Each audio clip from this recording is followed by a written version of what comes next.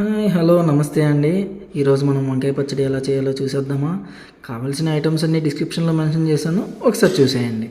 So వంకాయకి మాత్రం ఘాట్లు పెట్టుకొని నీట్గా ఆయిల్ రాసుకోవాలి అండి. చుట్టూరా ఆయిల్ రాసుకుంటే మంచిగా ఫ్రై అవుతుంది.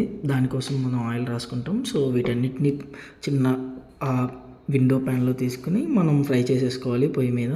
సో చుట్టూ తిప్పుతూ ఫ్రై చేసుకోండి, అప్పుడే అన్ని వైపులా మంచిగా కాలుతుంది. సో వీటన్నిటిని పక్కకు తీసుకున్న తర్వాత కొంచెం జీలకర్ర తీసుకొని డ్రై రోస్ట్ చేయండి. కొంచెం సరిపోతుంది, ఎక్కువేం అవసరం లేదు.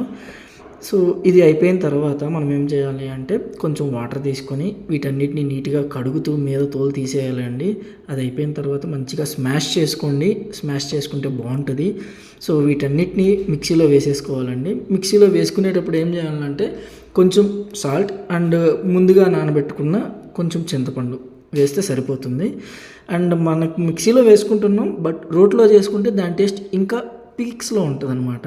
సో మీ దగ్గర రోల్ ఉంటే ట్రై చేయండి. మా దగ్గర ప్రస్తుతానికి అవైలబిలిటీ లేదు కాబట్టి మేము మిక్సీలో కంటిన్యూ అయిపోతున్నాము. అది సో ఇదంతా అయిపోయిన తర్వాత ఏం చేయాలంటే మనం కొంచెం తరిగిన ఉల్లిపాయ అండ్ కొత్తిమీర వేసుకొని కలిపేసుకోవడమే.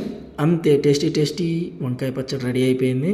సో వేడివేడి అన్నంలో కలుపుకొని తింటే సూపర్గా ఉంటుందన్నమాట. నెక్స్ట్ వీడియోలో మళ్ళీ కలుద్దాం. Bye bye.